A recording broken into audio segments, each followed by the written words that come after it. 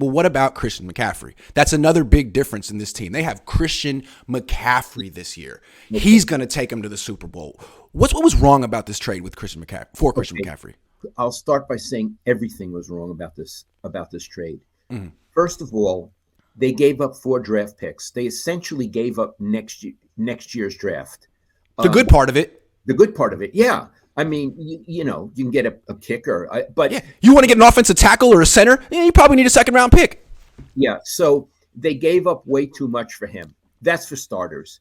And when I say gave up way too much for him, he's a little guy with a built-up body who gets hurt. Mm-hmm. He is a dynamic player. Yes. Okay, that's number one. And he's a running back, not a quarterback, not a cornerback, not a pass rusher, a running back. Well, that's what I was going to say. They already had a bunch of running backs. Jeff Wilson Jr. is a good running back, and he's a dynamic running back. Explosive. They needed things more. They need offensive linemen more than they need a running back. They need corners more than they need a running back. So what it really shows me is that John Lynch and Shanahan don't understand their own team. They thought if we get this one running back, it'll make up for losing Trey Lance. It'll make up for Jimmy not being good. It'll make up for the defense being hurt and faltering. This kid will bring us over the hump. Well, I got to tell you, any football person, and you and I talk to people, all say, what in the world were they thinking? Do you agree, Iggy? Absolutely. I mean, who trades multiple picks for a running back? I mean, the smart move is to trade the running back. I mean, Jimmy Johnson traded Herschel Walker, right? And he got 1 million picks, and everyone said it was the smartest trade of all time. He ended up drafting a team that won a bunch of Super Bowls. I mean, this is the biggest trade the Niners have made for a running back since OJ. You don't do stuff like this. It's just, you don't. But anyway, he's a good player. It just shows you, like, if you have a limited quarterback and a bad offensive line and a coach who's in a real slump, what is this running back going to do? Oh, he's going to take you from maybe 17 points a game to 23. Nice. But the real issue with this offense is that Kyle wasn't getting the most out of the talent he had to begin with. So now you just gave him another player he's going to mess up. And like he used McCaffrey nice in that script, and then after that it was just like running into the middle of the line, no gain, like, nice, Kyle, that's great. And in addition, Jimmy, because of his limitations, he has playmakers. He has great playmakers. He can't really get the ball to all of them. So this is another guy Jimmy can't get the ball to. Right. And it's like, oh, the offense will be unstoppable because now Jimmy Garoppolo has another person he can throw sideways to. A horizontal passing offense is not that scary when you go against a team like Kansas City. And the Niners don't go against them that often, but if you want to win a Super Bowl, which is what the whole mission of this season is, you're eventually going to have to beat a team that can go bombs away and the Niners can't. And we saw what happened. Yeah. So let's be real clear. On this trade to get Christian McCaffrey, CMC, right? Thumbs down for Lowell. Thumbs down. Yeah, thumbs down. The only way this would work out is if Christian, thumbs down. The only way this would work out is if he's like Frank Gore from here on out, never misses a game, plays into his 30s, and really helps Trey Lance. I mean, Trey Lance can expand the field. Maybe he'll be a good fit with, but he's going to have to be like Frank Gore or Marshawn. He's going to have to be an Iron Man and be there every game. He's not going to overcome Jimmy Garoppolo's limitations, but maybe he'll be a nice compliment to Trey Lance. I just don't see him staying healthy, Dad. We'll see. Yeah, but there's more to it, Iggy. It's in the future that'll help Trey Lance. They brought him in for now. It's true. They brought him in for this season. It's true. They're saying he's going to make the difference this season, and I'm saying that's bad thinking. Yeah, he's not going to make the difference this season. And even if he's not. And even if he does fit well with Lance and stay healthy, the problem is by giving up what you gave for him and paying what you're paying for him, you have no draft picks early in the draft and no cap space. So you need to address the offensive line. It's not good enough. You got to replace Mike McGlinchey at right tackle. You got to get a center. You can't. The center you're going to get is going to be in round 5. Good luck. The right tackle you're going to get is going to be in round 5. Good luck. You're not going to get premium athletes to play these positions, and you're always going to have these holes, but at least you have a running back who's healthy some of the time. But again, I'm not looking at draft choices. I'm looking at this season. This season, they don't have a good offensive line. McGlinchey, the poor guy, can't play. They can't pass block, and they don't run block as well as they used to. Even Trent Williams didn't play well. They got CMC to play This No. season. That's And why they played him week 1. That's why they played him 2 days after getting him.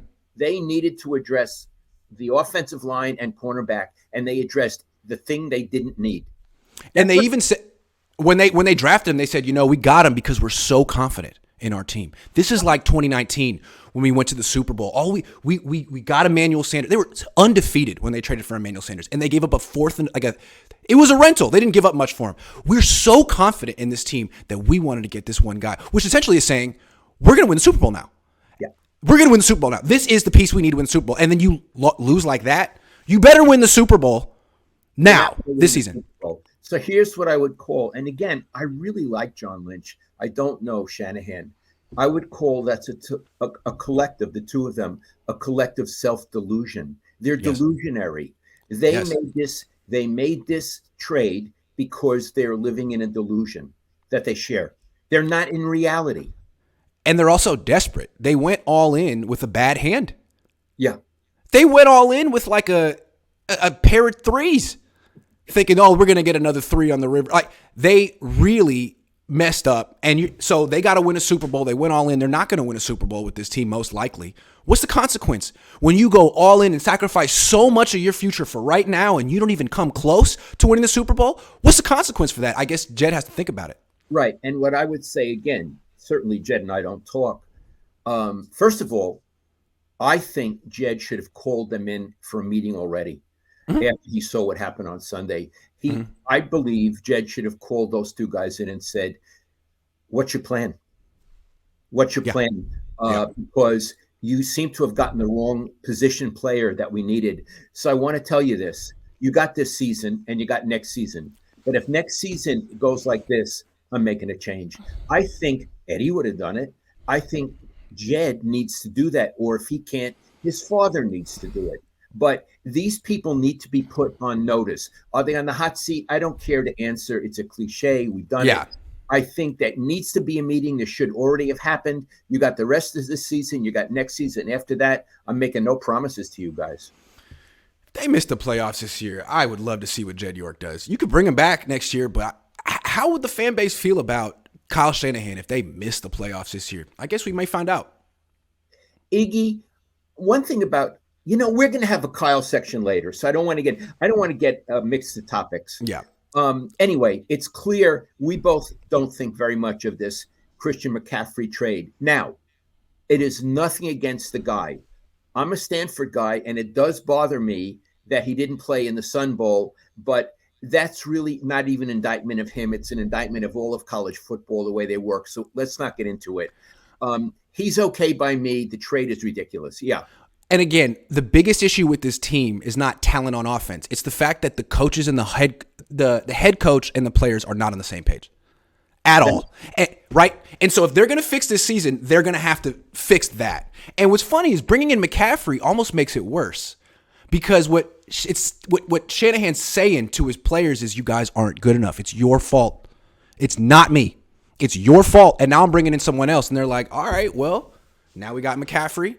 Now we scored 23 points. Whose fault is it now, coach? And that's what they all said after the game, right? Ayuk, Kittle. Well, yeah, we got another good player. It's the funniest thing. I don't know. So, Kyle, the target is on him right now from his fan base and his players. His players. It seems dysfunctional. It seems to be a team that is not well organized. Nope. They're fighting against each other. There's no leader. There's no one saying this is the direction we're going, follow me. I mean, they're all kind of bickering, it feels like, privately. But hey, if they win next week, maybe things will be great.